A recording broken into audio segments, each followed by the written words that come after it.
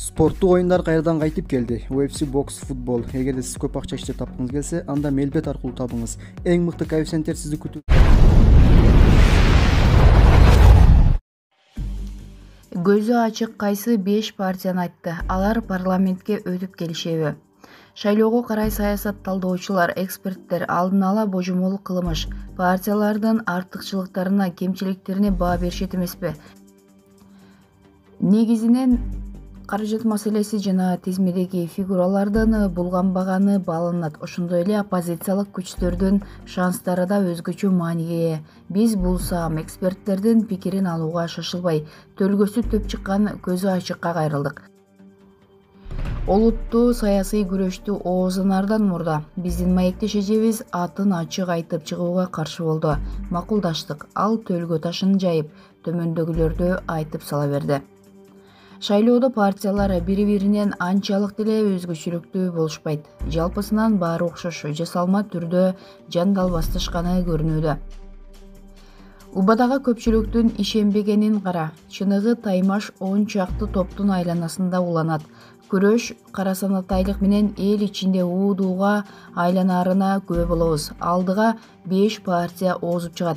Алар кыйла кызыл чеке болушуп, жанталашып алдыга суурулгандар. Мекеним Кыргызстан, биримдик, бүтүн Кыргызстан, республика жана замандаш. Дагы куйрук улаш келген 2 партия мөрөйгө жетпей калат. Майда чыр-чатактар орун алары анык болууда. Утулгандар чоң жаңжал чыгарууга аракет кылышканы менен тилектери таш каап, оңунан чыкпаганына ынанып калдым. Эл көтөрүлбөйт, бирок нааразычылык улана берет. Бийликке каршы чыккандардын катары калыңдашы ырасталды. Сын пикир, ачуу сөздөр көп айтылат. Ак үйдөн уруштар көп чыгып, карапайым калктын назары сынгандай, шаабалдары суугандай, ичиркенүү жаралганычы.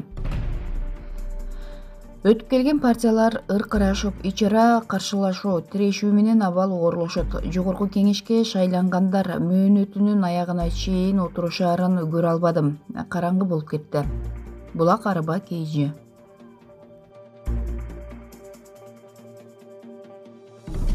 Курманбек Бакиев кайсы мамлекетте экендигин өзү билдирди. Кыргыз Республикасынын мурдагы президенти Курманбек Бакиевди Белоруссияны таштап чыгып кетти деген маалымат туура эмес. Бул тууралуу жергиликтүү айрым массалык маалымат каражаттары жазып чыккан. 19 августта Назарньюс маалымат агенттигине экс-президент Курманбек Бакиев түмөнкүчө билдирди. Кыргызстандын мурдагы президенти Курманбек Бакиев Белоруссияны таштап чыгып кетти деген сөз чындыкка дал келбейт. Мага оор абалда Белоруссиянын президенти Лукашенко качкын макамын берип, ал тургай жакшы жашоого шарт түзүп жатса, Лукашенконы кыйын кырда алды. Аны эч качан таштап кетпеймин. Аягына чейин жанында болом. Буга чейин дагы мен бирөөнү саткан эмесмин. Сатпайм дагы. Учурда Минскте элемин. Дагы кайталайм. Бул киши менен аягына чейин болом, деди Курманбек Бакиев. Эске салсак, 9 августта Белоруссияда президенттик шайлоо өтүп, учурдагы президент Александр Лукашенко 80% добуш менен 6-чы мөөнөткө кайрадан шайланган. Бирок ошол эле күнү Минск шаарында жана башка шаарларда нааразычылык акциялары башталган. Учурда абал туруктуу. Булак Назарньюс.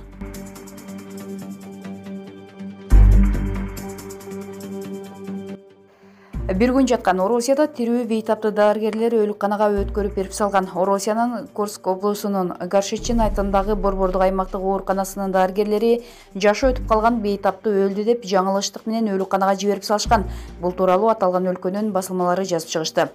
Маалыматка ылайык, жашы өтүп калган бейтап ич оорусу менен райондук ооруканага жаткырылган. Дарыгерлер анын ичегисине операция жасашкан. Операция учурунда бейтаптан коркунучтуу шишик табылган. Операция ийгиликтүү өткөнү менен аял клиникалык өлүмгө дуушар болгон. Бейтап 30-40 мүнөт жандандыруу бөлүмүндө жатканына карабастан майнап чыккан эмес. Ал дем албай, тамырлары какпай калган. Мындан улам дарыгерлер бейтапты өлдү деп өлүкканага өткөрүп беришкен. Бир күн өткөндөн кийин өлүкканага келген дарыгер бейтаптын тирүү экендигин байкап калган. Бул облустагы ооруканаларда мээ иш аракетин жаза турган жабдыктар жетишсиз экендиги белгилүү болду. Дал ушул технологиялар адамдын тирүү же өлгөнүн так аныктайт. Бул аймакта өлүм тышкы белгилер менен аныкталат. Эгерде жүрөк мүнөтүнө бир жолу согуп калса, дарыгер аны укпай да калышы мүмкүн. Азыркы учурда бул факты боюнча териштирүү иштери жүрүп жатат. Булак Назарньюс.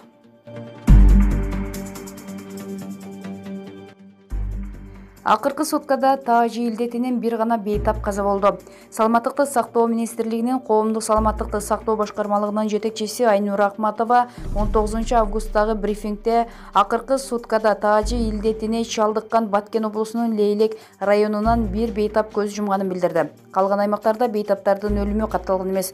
Ушуну менен Кыргызстанда Таажи илдети жуктуруп алган 1054 киши көз жумду. Саламаттыкты сактоо министринин орун басары Мамадин Каратаев 18 августтагы брифингде Таажи илдетин жуктуруп каза болгон 1498 бейтаптын 29% башка себептерден улам көз жумганын билдирди. Анын айтымында Таажи илдети инфекциясы жана ооруканадан сырткары пневмониядан улам каза болгондордун себебин издөө үчүн атайын комиссия түзүлгөн. Комиссиянын жыйынтыгы боюнча каза болгондордун ичинен 437 адамдын өлүмүнө Таажи илдети менен пневмония эмес, башка оорулар себеп болгону аныкталган.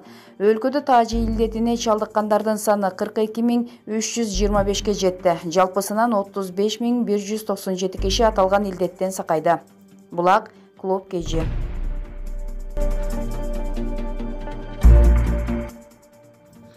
Кашкар Жунушалиевдин кыянаттыгы далилденип, 3-чү кызматкер соттон утtu. Ички иштер министрлигинин адистештирилген күзөт башкы башкармалыгынын жетекчисинин мурдагы орун басары милициянын майору Ралис Касанов убагында мыйзамсыз жумуштан алынганы далилденди. Бул боюнча жогорку сот тарабынан чечим чыкты. Бул тууралуу Араба КЖ билдирди. Ралис Касановду 2018 жылы министр болуп келген Кашкар Жунушалиев кызматтан алып салган. Ал ошондон бери бардык соттук инстанцияларды утуп келип, учурда жогорку соттон жеңишке жетти. 2 жылдан берки берилбеген айлыгы 500 000 сомго чамалап калыптыр. Бул каражат мамлекеттин эсебинен төлөнүшү керек. Жыйынтыгында Кашкар Жунушалиевдин кыянаттыгы далилденип, жүзү ачылып отурат. Бул жагынан жоопкерчиликке тартылабы? Эске салсак, буга чейин Ленин райондук ички иштер бөлүмүнүн начальниги Мадияр Кулуев, ички иштер министрлигинин криминалдык милиция кызматынын башчысы Мыктыбек Болушев да мыйзамсыз кызматтан алынышканы сот тарабынан далилденген. Мына ушундай фактылар болуп жатса, президенттик аппарат өкмөт эмне үчүн баа бербейт же системаны Кашкар Жунушалиев жеке фирмасында эле калчап, өзүн өзү билип, өтүгүн төргөй илип калганы ушулбу? Айтмакчы, ички иштер министрлигинин ичкиликтүү коопсуздук башкармалыгынын башчысы Талант Акматов менен орун басары Конок Өскөнбаевке кылмыш иштери козголуп, былыктары чыгып атса да, жогорку жетекчилик эмнеге көрмөксө болот? Булак Аргумент КЖ.